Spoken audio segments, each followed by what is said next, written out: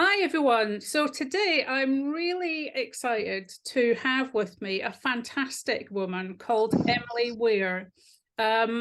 She's really gladly agreed to come on and talk to us about her fabulous group called Gender Critical Autistics on Facebook.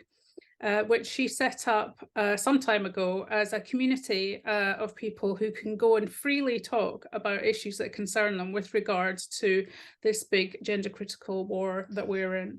And we agreed to kind of meet and talk together because both of us are in a pretty much common agreement that whenever you look on the internet with regards to issues around autism these days, there is a huge amount of gender identity ideology thrown in with it at multiple levels. So we thought we'd get together and have a bit of a chat. So Emily, thank you so much for agreeing to come and talk to me. It's an absolute pleasure to have you.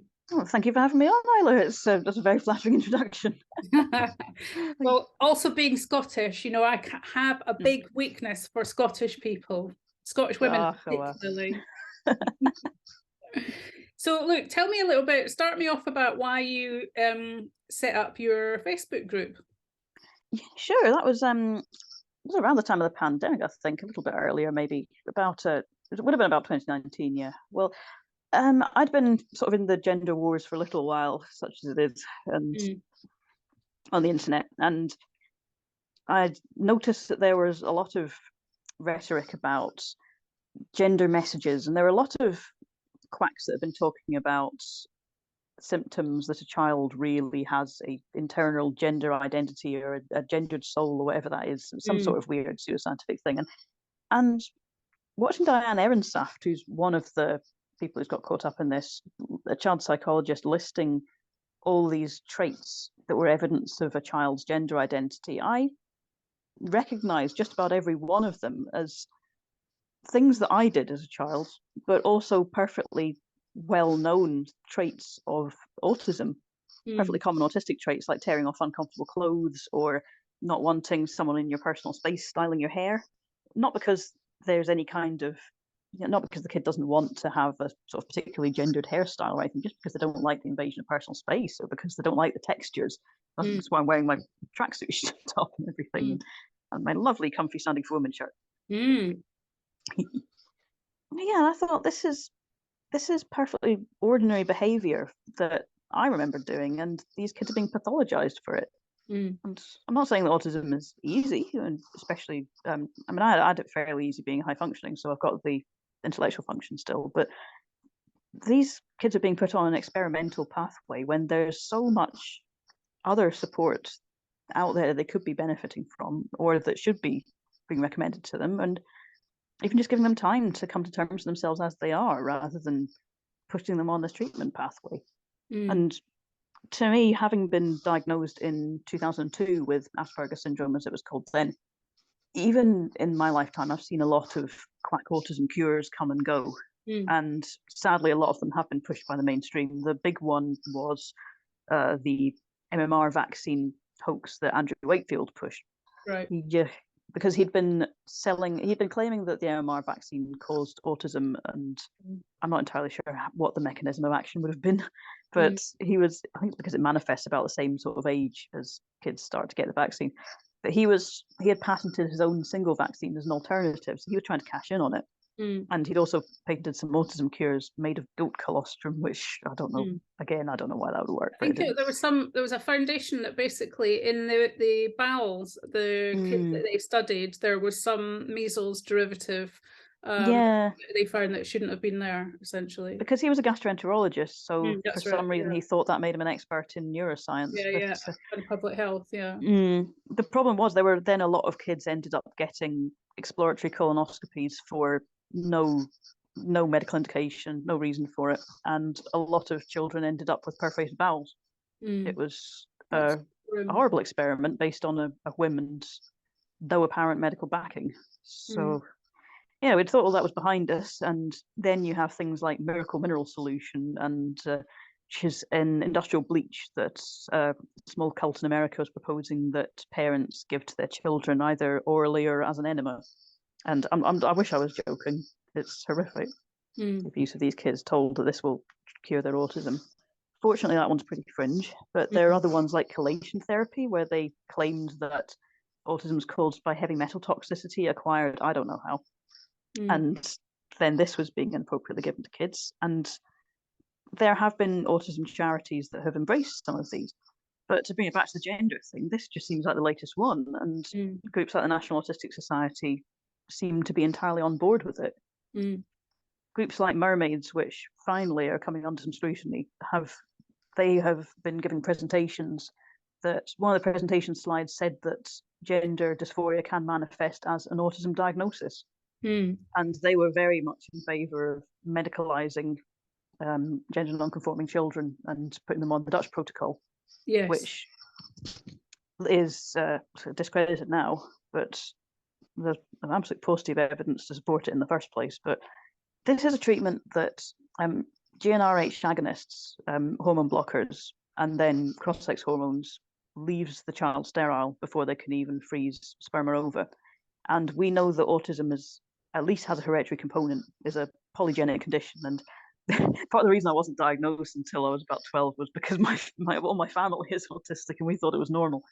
So I think just anecdotally, there is a hereditary genetic component to it. So sterilizing us in childhood, I don't think it's an intentional eugenics attack, but that's the result. And we're told this is progressive and liberal when it's genetic cleansing of a marginalized group. And I think, certainly what I find is, I speak to a lot of parents who have kids who've kind of fallen down this trap, and their children are on the spectrum. And a lot of the times, even though we know that this is a genetic issue, the parents themselves don't often realize that perhaps one of them are on the spectrum too. And so they don't necessarily have the insight into what their child is actually going through, and what it breaks down as. And a lot of people that we also consult with don't understand the sort of bigger picture and how the difficulties that people on the spectrum face. And obviously, just even saying the word "the spectrum" is in itself a difficult concept, because obviously we're talking covers a multitude of things. We're talking about like a multitude of different groups, really. And you just evidenced one group, because basically your brain's just going yeah. Similarly, I'm because I've tend to ramble. Twice exceptionality Asperger's thing as well, so I'm always sort of firing off, and the words don't often come out of my mouth, but my brain is running in the same way. But one of the things I think, which is why these youngsters are drawn into this, trans tunnel, as it's being called. Maybe we can. I liked your video about that, by the way. I had to keep pausing it because so much of it rang true for me. About autism and alexithymia. And how that can let itself to trans tunnel. I'm just glad I grew up before all this was out there. Because being an alien, basically, I don't know about you, but I don't think people appreciate really how desperately unhappy and alien-like one can feel being trapped in a world which is just so different to the world that you're existing in as an external environment. The main autism forum is even called Wrong Planet for that reason. Oh, really? Yeah. I was a big fan of it back in 2000s, although now it's been kind of poisoned by a lot of this gender stuff as well. But yeah, it was a good support to know that you're not the only one. Tell me a little bit about what it was like then when you were growing up, in terms of how you interacted or how you perceived the other children, and what that was like. Sure. Well, I wasn't diagnosed until 2002 when I was 12, and so before then I didn't really know what I was working with, and I was just a sort of little professor. I'd sort of had quite a stilted affect as well. I would sort of talk from almost sort of robotic ways, and I didn't understand why other kids might get offended at things I would say, or if I was just sort of blunt, people say, "Well, do you want to play with the skipping rope?" And I'd say no, and not really offer them. And I didn't really know that you have to give and take with these things. And my mum didn't teach me either, because she's autistic too. She said, "Well, if you didn't want to play, you don't have to." But then I wondered why no one would want to play with me, because I didn't play with their games. mostly I focused on schoolwork. I still am a big fan of maths, and that was what my degree course was in, because it was beautiful to me. But I won't get onto that because that's a big that's a I big can see the topic. But excitement in your face. It just lit oh up yeah, there when you went, oh, oh, you math. can read that. Oh wow. Yeah, Oh wow, you're doing better than me with face yeah. expression. Yeah. Yeah, I was quite lucky. There was a sort of clutch of other weird non-conforming kids that would hang out, and sometimes we did. So a lot of them grew up to be gay or lesbian actually, or had other neurological or mental health conditions, and we all got along pretty well. We would sort of the sort of tomboys like me and the sort of gentler boys, we'd find bugs in the playground and we'd take care of them, or we'd find frogs that had dried out in the sun and nurse them back to health in a muddy puddle and things like that. It was, it was a nice way of interacting. We did interact to some extent, and I was a big old nerd as well. So when I got a computer, I was a little kid, we'd be playing that all the time, and my friends would bring round their game consoles, and because this is back in the days of the original Xbox, so they'd sort of huff the thing round, and it was a fun way. But we'd have good fun playing old video games and things like that. Well, they were new at the time, but old nowadays. Yeah, we sort of found our own tribes, really. I mean, And when you went through sort of puberty and started, becoming a slightly older child, did you have issues, as they would call them, around gender? I had issues in general, but I think that was because the socially contagious illness at the time was self-injury by cutting, and I had that.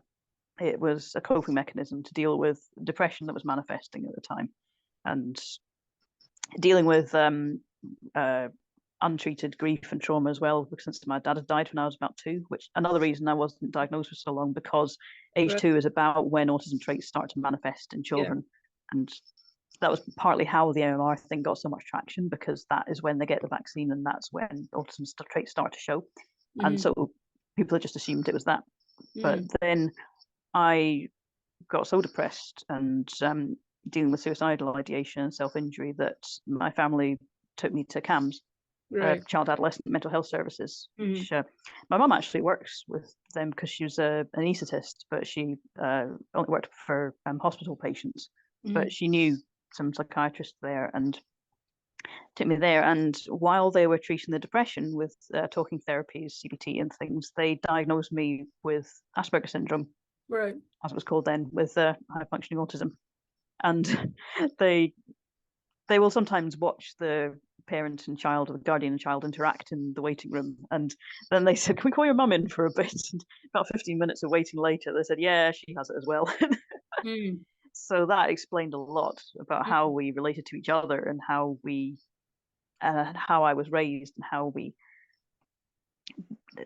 saw these things. But yeah, in terms of gender, I was always kind of gender non-conforming. I wasn't especially butch or anything, or rough or tough. I wasn't very good at sports or anything like that because poor motor skills. In girls, that tends to be read as graceless, and in boys, it tends to be read as unsporty. So again, it's seen as gender non-conforming. But gender gets more strict, I think, as kids start to grow up. It's the boy friends that I had didn't want to associate with me anymore in case their friends would assume that we were boyfriend and girlfriend, all that kind of thing. And the girls where they were dealing with their own problems, they were dealing with more pressures to try and present a certain way, or to try and they were navigating a much more complicated social structure. I think they had to deal with sort of gossiping and sort of different friend structures and hierarchies, interactions and things like that. They got much more complicated than I could understand. I'd always thought, oh, well, I just get on better with boys. And it's really just because they're a lot simpler, because they will just have a fight and then that's everything over. But I think it's just that I couldn't read any of the more subtle interactions that boys had as well. And also, they didn't really want to interact with me once we started to grow up. So I did feel pretty alone.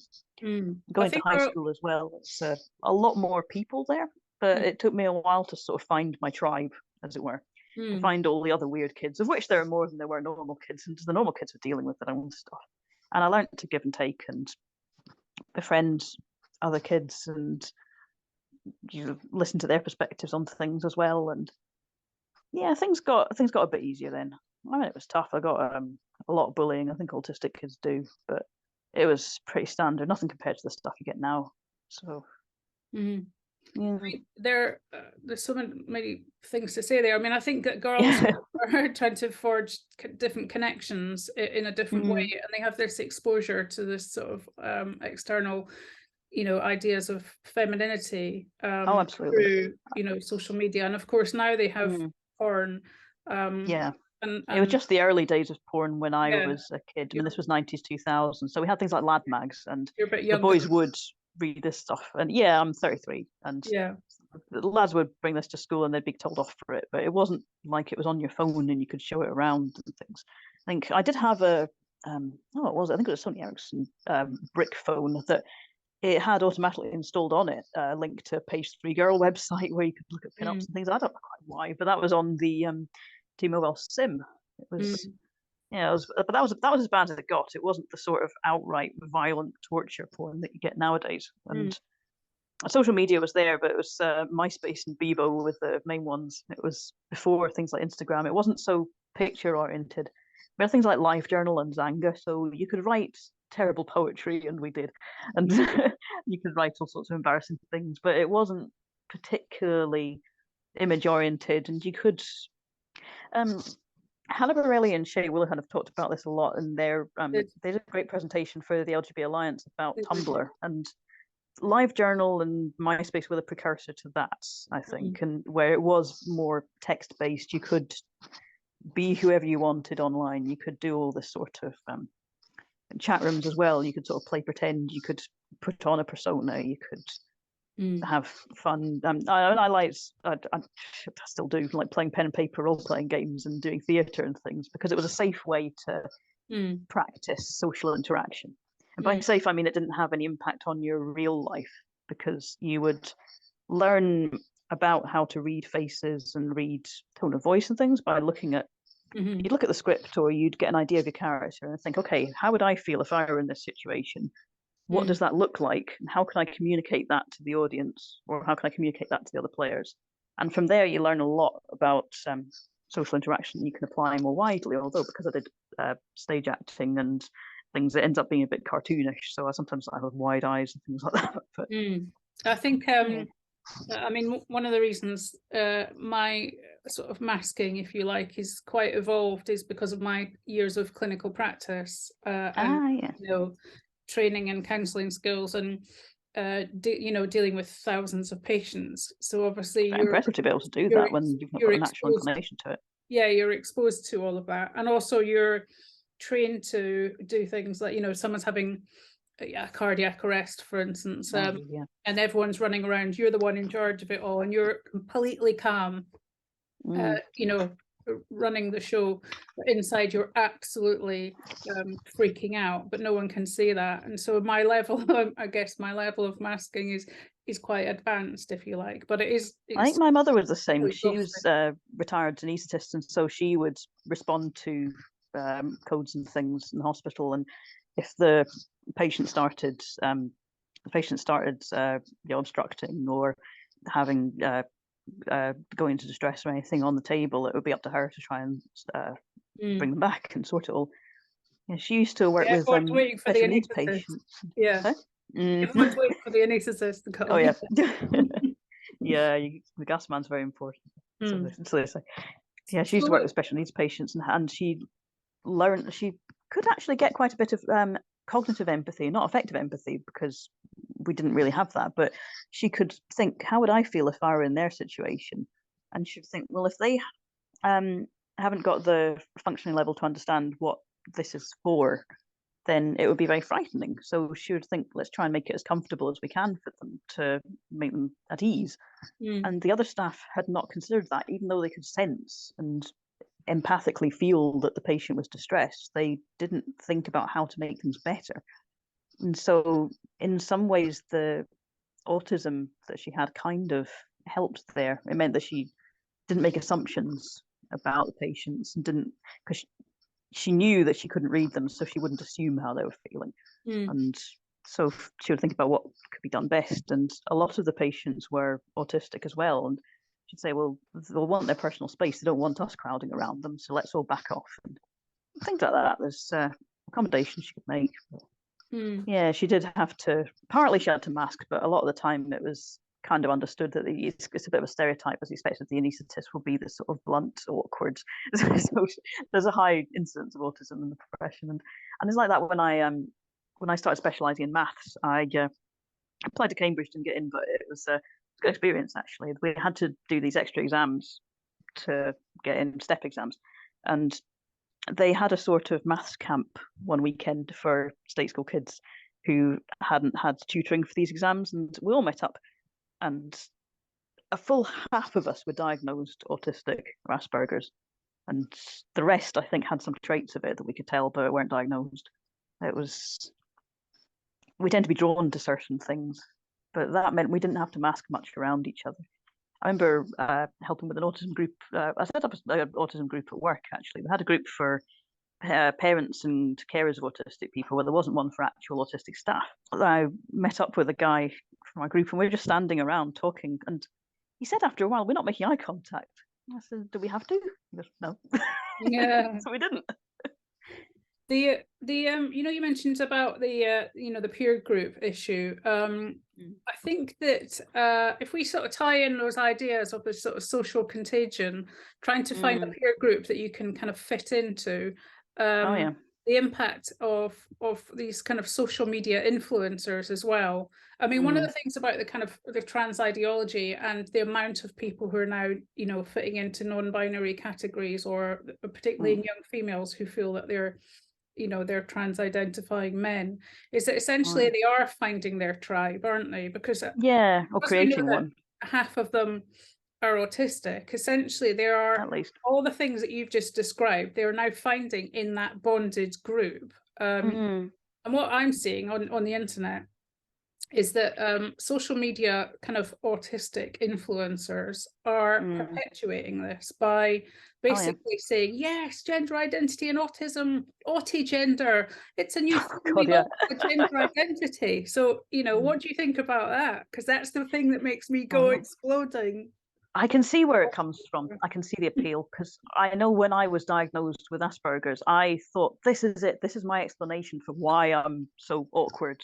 Yeah. I'm not just a weird, shut-in kid. I'm autistic. And in those days, there was the autism acceptance movement. There still is, but there was some people would talk about it as if we were the next stage of human evolution or something, whatever that means. But just because we were better at some things, and we wanted to have this, we had the kind of pride in it. We wanted to sort of say we're the sort of superior type of humanity, and the planet would crumble without us because all these famous scientists are autistic. But not that I'm on the same level as like them, but so I'm not that left field medalist or anything. But it was a point of pride. It was a point of pride in our in-group and saying, yeah, we're weirdos, or yeah, we're rejects, but we have this in common, and this is what unites us, and this is a great thing to be. And that's something that I took that in terms of teenage subculture as well, which is what I think a lot of this gender stuff is.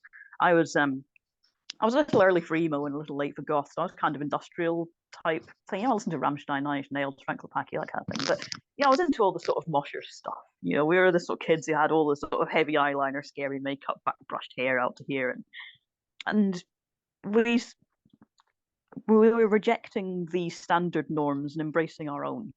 We were essentially saying, we're not going to bother playing along with all your fashion stuff and your social hierarchy. We're going to conform to our own one, really. But it was a way of signaling that you were part of the out group and you were okay with that.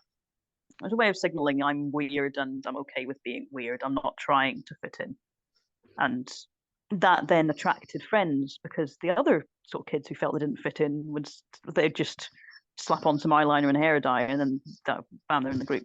And do you think this is a kind of part of why they're all assuming that these identities as well, currently, because it's almost like absolutely, yeah, especially when they're tying gender identity to gender stereotypes so much. Yeah. And if you're an autistic girl and you don't like the feel of fabrics or makeup or anything on your skin, and Yeah.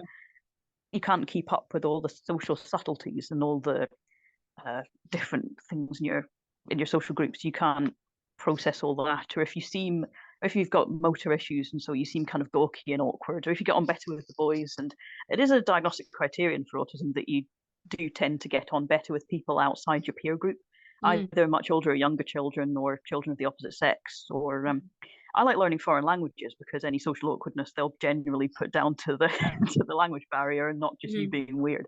For, I mean, yeah, it's easy to think that because we do categorize stuff as well, we do tend to think about things by structuring them in categories or lists and learning heuristics. So if you think girl is somebody who wears pink dresses and has long hair and behaves with these traits, boy is someone who behaves like this. And for autistic boys, they're also gender non-conforming too. A lot of them have motor difficulties and don't like contact sports or roughhousing or anything, and a lot of them don't like getting their hair cut short because the barber has to get into their personal space and touch them, and they don't like that. So it's easy for them to feel they don't fit in either. And it's one thing to say I don't fit in with stereotypical gender roles that have been imposed on the sexes or have been imposed on my sex. It's another thing to say, it's a short hop from there to say, well, I don't identify with these expectations which define the sexes, therefore I must be something different. And so they go and they look for non-binary, or on Tumblr you will find lists of all these neo-genders and things like moon gender, or there's all sorts of strange ones, or autogender, like you say, and they just seem like personality traits. But that signals to me that this is an autistic kid who wrote it, or autistic adults even, people who don't understand subtleties of social interactions or different personalities in people and are trying to understand them by categorizing them. Well, I used to do that. It strikes me that one of the appealing aspects of it is it's about running away from who you are, because if you change depersonalizing. if you can change all of these facets, you can almost become a different person. And adopting this new persona and trans personage will essentially perhaps you can reinvent yourself, and maybe all the mental health issues that you're suffering from, difficulties that you face, will suddenly become, will change, and you will become, a fresh new person. And unfortunately, to be brutally honest, that doesn't happen. And also, gender dysphoria is such a brutally unstable diagnosis that I firmly believe that you cannot separate it from the idea of body dysmorphia. It's not really one thing. It manifests so differently. There's so many different things that are called gender dysphoria under one umbrella.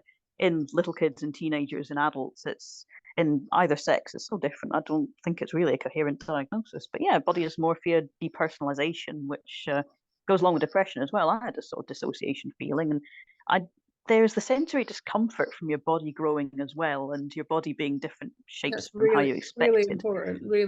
Yeah, you mentioned that in the autism and lexithymia video as well. But yeah, it's difficult for any child's puberty growing up, feeling your body doesn't feel like you remember, it doesn't feel like it belongs to you really, and the way people treat you as well. And that's getting worse nowadays with porn, but the way adults even treat you. I mean, we used to get sort of creepy guys like my age now, whistling at us when we were wearing school uniform, like the clothes that children have to wear to get an education, and these guys fetishize them. It was sick. There's another reason we wanted to opt out of it and just be sort of weird goth kids, because we tried to deliberately make ourselves look ugly and weird so that they wouldn't want us.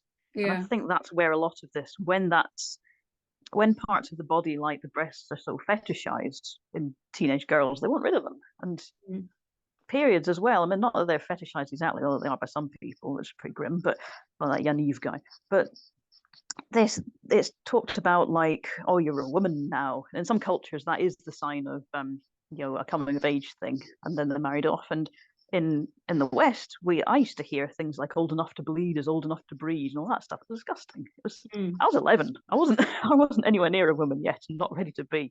And it was easy to think that was I think that It's given not convenient either. It's not nice.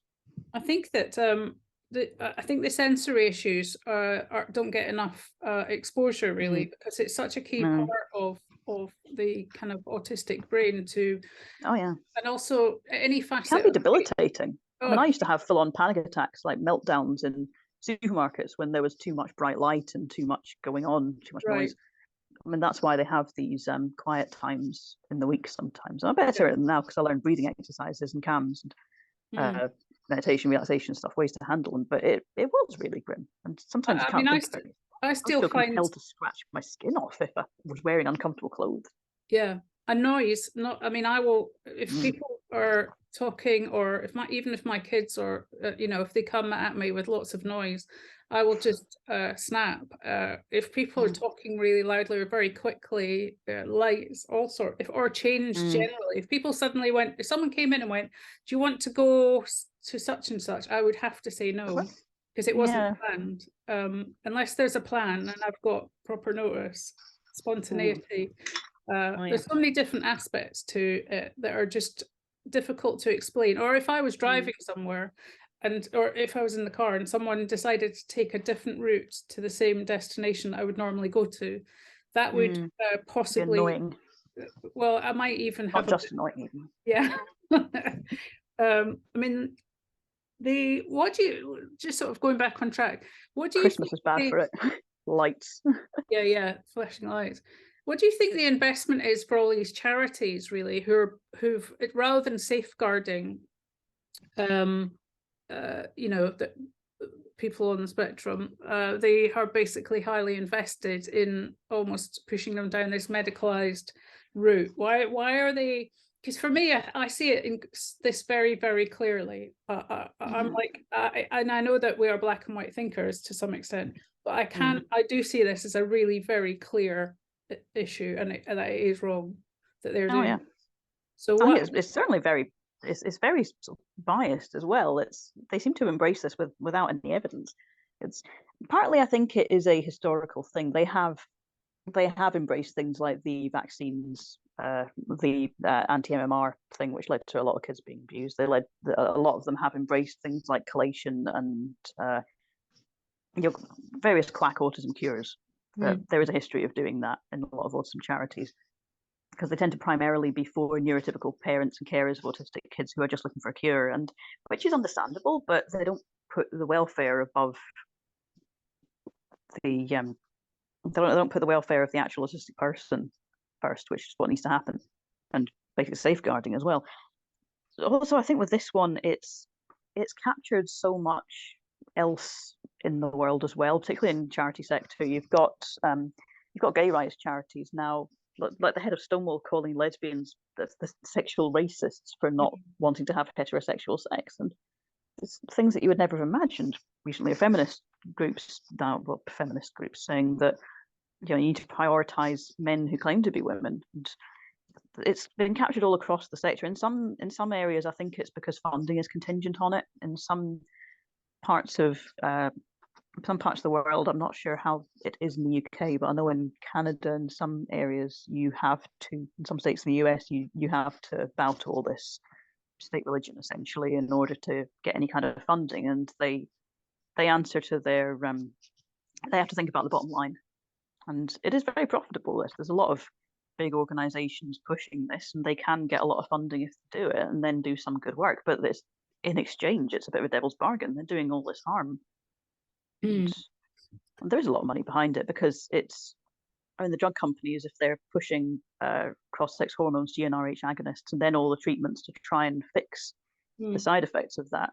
There's been some detransitioners who've detransitioned women and girls who are dealing with male pattern baldness, and people will say to them, just take finasteride, like just take some more hormone blockers, and just take more of these, and well, the manufacturers are making an absolute killing.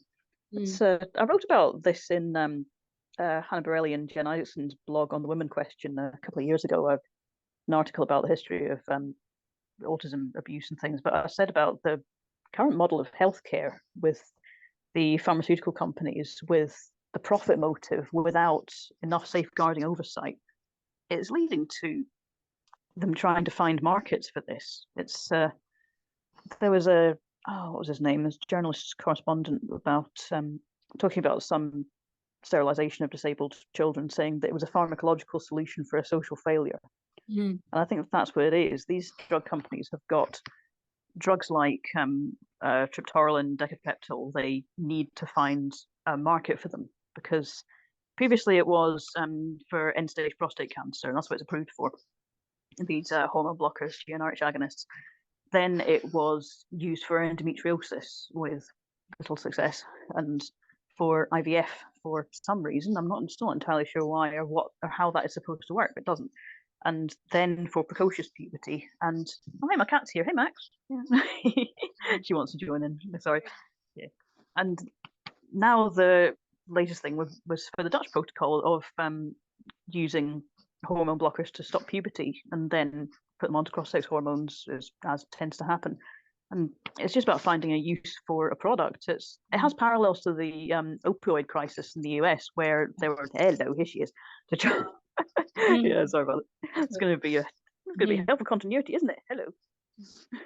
I mean, they have to have a new market, because essentially, a lot of this is being fueled by autogynephilic males, adult males.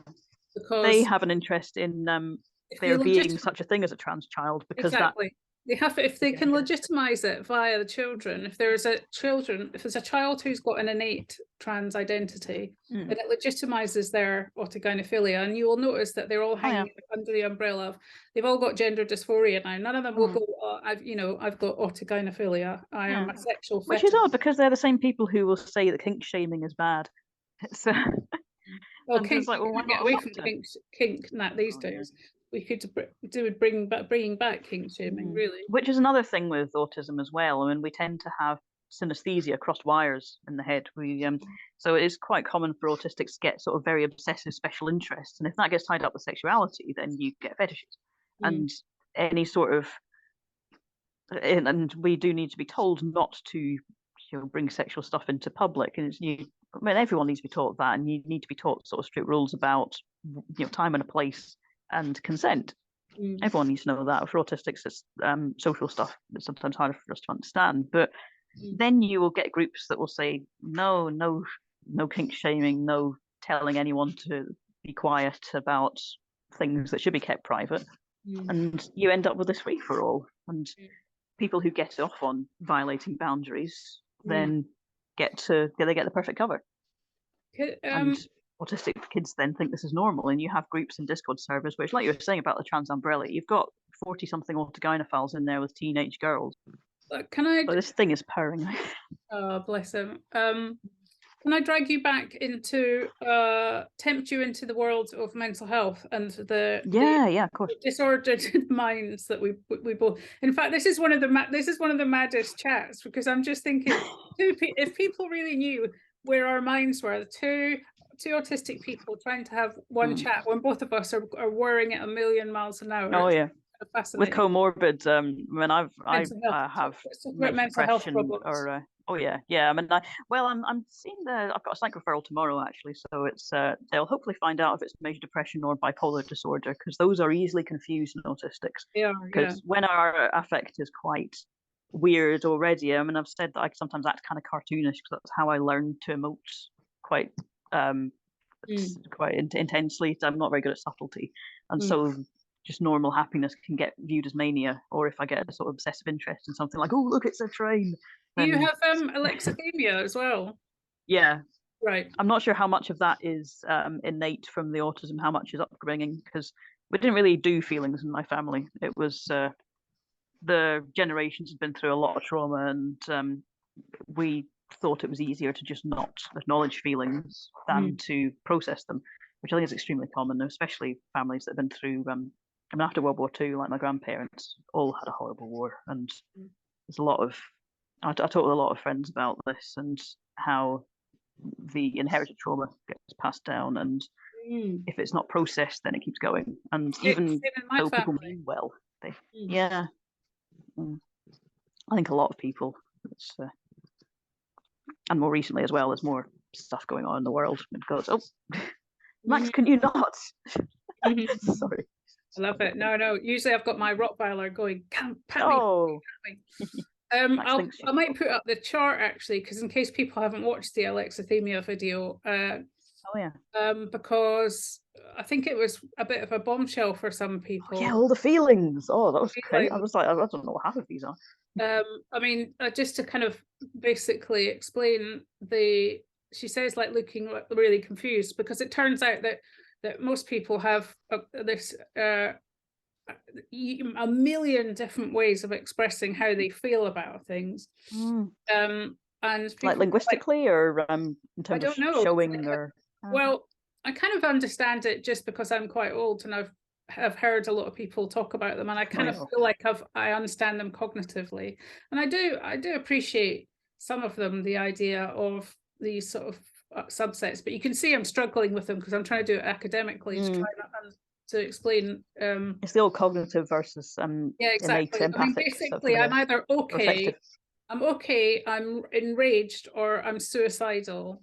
I kind of I feel like I can kind of get by, that feeling. And that's I know that that's not normal, but my dark depression side is so stratospherically dark.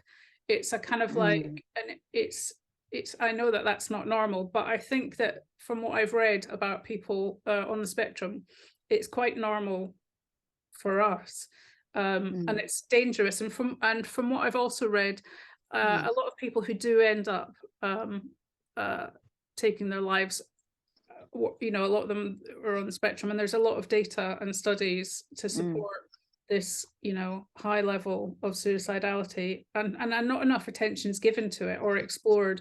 There isn't any support, let's face it, once you for people who have Asperger's, autism, whatever. Not nearly as much as there ought to be. No. It's but that's an important topic, suicidality, because that gets weaponized so much. It's that if you don't start on this experimental medical surgical pathway, and even social transition, if you don't do all this stuff, then you will definitely kill yourself, like it's inevitable. And we never used to say that to people because it's wildly irresponsible. I mean, suicide prevention charities have said don't do this because it encourages copycat behavior. You can get a social contagion like that. And also it's just such a cruel message. We used to tell children it gets better. Yeah. We used to say to them, hold on for now, because even if things seem horrible right now, then if you die now, then they will never have the chance to get better. And they will get better. And you have so many more options before that. It's not just you have to do this or you die. It's horrible. I mean, when I was in CAMS, I didn't take antidepressants until I was 18. And they tried me on, I went in at 12 and kept going till 18, till I was in adult services. And I had talking therapies, so many different kinds of them. I did meditation, I did all sorts of guided stuff, and I hadn't even scratched the surface of what therapies are available for mental health problems. And there's so much that could be tried as long as the kids are monitored and kept safe. It's so grim.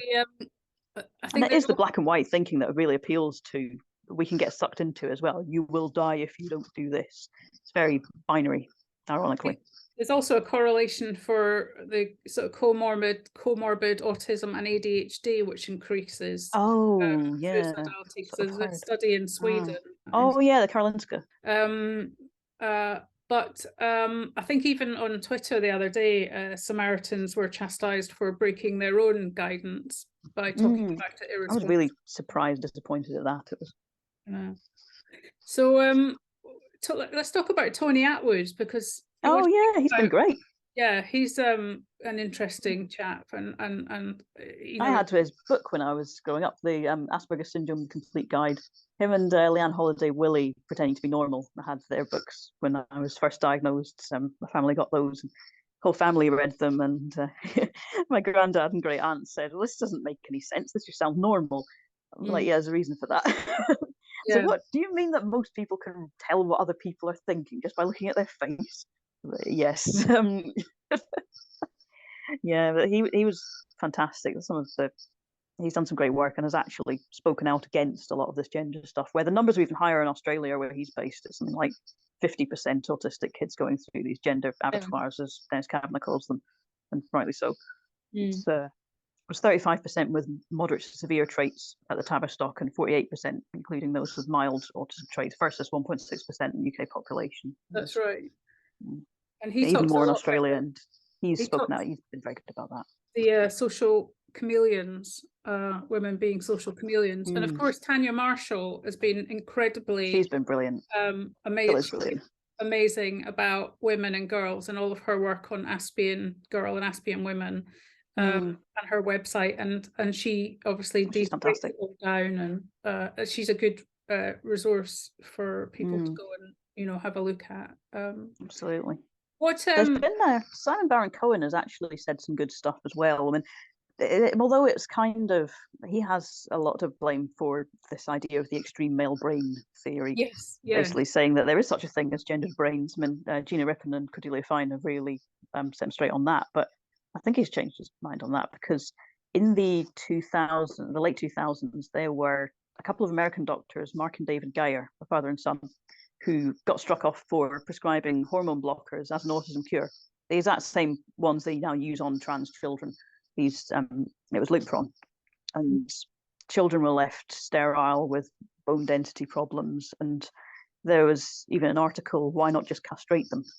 And now they're doing that. But yeah, Simon Baron-Cohen spoke out against it very strongly. He said he said it was an absolute atrocity. I need to find the exact quote, but he did speak out against it very firmly. And that is amazing how quickly the rhetoric has changed with regards to this treatment. As soon as you slap trans on anything, it's suddenly acceptable to treat children like this. Vulnerable children. I mean, all children are vulnerable, but you know what I mean. Diverse ones. Sorry, I interrupted the question. No, it's fine. No, we've got two we've got two people flying around the room. It's just we sort of ramble occasionally with me. It's going to be that talk. People will be going, oh my god, what happened? We need timestamps for this. Unfortunately, I'm good at like categorizing things. This is a bit weird. Yeah, I'm an extreme systematizer, apparently. You know, I used to, with all this sort of categorizing everything into genders, I used to draw Venn diagrams of groups of people and what behaviors are acceptable. Things like you can talk about personal topics with your best friends and your doctor, but you can only hug your best friends. You can't hug your doctor, that kind of thing. And it was that was how I categorized stuff, and I would rehearse it and learn. And I see kids, that's what all this gender stuff is now. It's just categories of personality traits and trying to understand different groups of people. And of course, they're so good at researching. They're so good at, you know, this is basically just a special interest. You know, when I was young, we didn't have computers, so my special interest was I knew every single make and model of cars, and number plates, car number plates, because of course we didn't even really have TV. Because it was only something you would get like maybe from 4 o'clock in the afternoon. There was a couple of TV shows, but you had to, you know, your dad wanted to watch the golf or something else. Really like 3 or 4 channels anyway. Yeah, so cars, and I would just tell you, I mean, such an odd thing to be interested in, but anyway. I've known kids that loved wooden spoons, all sorts of things. It's can be anything really that you go on to and find interesting or categorize. And there's a beauty to cars. I mean, I liked trains when I was a kid. I was a real stereotype. It was just the triumph of human engineering and everything working perfectly in tandem to make it go forward, and the layouts, the networks. My failed master's project in maths was actually about trains moving around the network. It was graph theory. Yeah, that's a lot of this stuff really appeals to us. And my family were big Trekkies as well. We'd all watch Star Trek, and my sister didn't really enjoy it because she's not autistic, but we loved the sort of obsessive focus on science and progress and engineering and things like that. It was so I think we used to collect all information, and collecting all this stuff about genders it's easy to fall down a rabbit hole, as it were. You get very hyper focused on one thing. I get this problem at work. I get focused on one task, and then the boss will say, "Remember, you've got this due tomorrow." I'm like, oh, shit, I do. Right. Yeah, no, I can see why that would happen. We can't multitask. Let me take you back to your group and the sort of issues that come up there and the sort of discussions. I mean, what sort of things, you know, are people talking about in terms of their experiences and concerns? A lot of the time it's people saying, like, "I'm glad it's not just me." thinking that I was going crazy with all this gender stuff going around and not relating to it, or thinking, hang on a minute, why is everyone going along with this? We need to step back a bit. Or because a lot of the time it's not just that it's being pushed on autistic groups, it's that it's being pushed widely, and a lot of us don't understand it. We tend to just say what we see, and that's gets us in trouble with things like, it's one thing to say, wow, you're really fat, and you learn not to do that because that's rude. But things like pronouns, if someone wants you to call them, like if an obvious man or a man, because we're evolutionarily designed to recognize sex, it's important for reproduction and for survival. I mean, if someone's walking behind me at night, I can tell if it's a man or a woman because I have to, just for my own safety. It's things like that. But if we're told you have to call this person she, when your brain is saying he, it's difficult for us to keep track of that. And often we'll be like, well, why? Why should I? Or you won't absorb all these sort of norms, or you won't absorb just how important it is to this person, or understand why it should be important to you. Or and often I won't do things if I'm not given a reason. And it seems to crumble with any kind of questioning. I mean, I will ask, well, why? Why do you want me to do that? And then no answer comes, and you say, because I said so. And you think, well, no. And and then it gets very then you face ostracism or cancelling or any of that stuff because you've dared to what seems to be defiant, but is really just asking questions, quite honestly, or forgetting that someone wants to be called a certain thing. And so you end up losing a social group, or you end up dealing with this horrible experience. And then you find a group like ours where there's a whole lot of us that have been through that. Or it's people who say that, you know, God, these kids these days are so much like I was when I was a kid. I see so much of myself in this. It's scary because I would have been on this conveyor belt of surgeries and hormones and things. I was one of these kids. I mean, I found out that one of the social media influencers who is, I mean, I'm a bit scared of drawing their ire because they'll treat you like a turf no matter what you say, so there's little point in appeasing them at this point. The autistic community are probably worse than the TRA community, but the autistic community, self-diagnosed, a lot of them will call themselves autistic when there's actually no medical basis for them being so. Then they kick us out of their groups because we have, communication disabilities and will cause offence or use the wrong words. And they'll say, you don't use the shibboleth of the week, so out you go. And then it's just an echo chamber of them all talking to themselves and LARPing as autistic people. Meanwhile, we're left adrift without any kind of support group. Yes. And I think that, I mean, I found one of them is actually running an autistic parent support group about transgenderism, and probably, further indoctrinating their gender ideology, which concerns me. But mostly, I wanted us to just lay something down for people to feel that if they come upon us, that there is another way. You don't have to believe in gender ideology. That we would both have gone down that road. I certainly would have, had I been young right now. Me too. And and I struggled with cutting, and that was the socially contagious disease that teenage girls got in my day. It was, before that it was eating disorder, before that was drugs, and then later it's the same cohorts. And I got into that. It was kids who are going through trauma or distress or just natural teenage angst will look for coping mechanisms, and if it's unhealthy ones, then they need mental health support and care to stop doing it and to find healthier ones. And I'm lucky that I did. I'm still in mental health treatment, but it's going well. I've got I can have a happy life now, and I haven't made any permanent damage to myself. That's been good.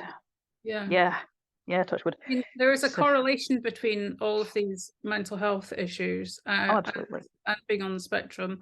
And that's why the CAST report said we need to have this holistic approach. You need to think about all the different things that will affect a kid's understanding of And you the can't world themselves. And you can't confidently say, right, I absolutely fundamentally, and this is really important, you cannot confidently say that this child has a gender identity disorder and needs to go on puberty blockers, because you cannot say that all of their other comorbid issues are not the actual problem, because of course, people with autism will have almost all have gender identity issues, yeah, and body dysmorphia and all the other mental health issues that we've talked about. So you can especially never when it's so confidently much in the public eye, will exactly. pick up on this stuff. So stop giving them drugs.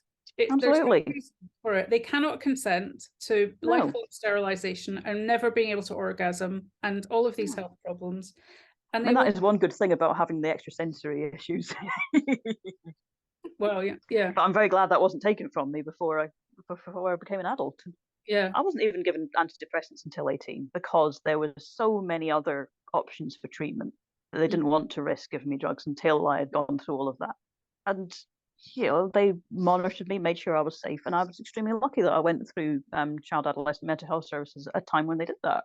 And that's how we should treat it. We start with the least invasive treatments and then work up as you need it. It's the balance of harms. It's something that any clinician ought to know. I mean, you'll know this better than I do. No, do you know what? I think I totally agree, and I think that's a good place to, draw close to it, really. And Emily, I just want to say thank you so much. I've really, really enjoyed. Thank you, Ella. Thanks for having me on. I hope I haven't been too rambly. No, well, other people can be the judge of that. But there's nothing like a good ramble. Yeah, come join our group and like the video, help parents and people find us by liking, subscribing, and all the rest of it. Thanks very much. Cheers. Thank you. Cheers, Ella.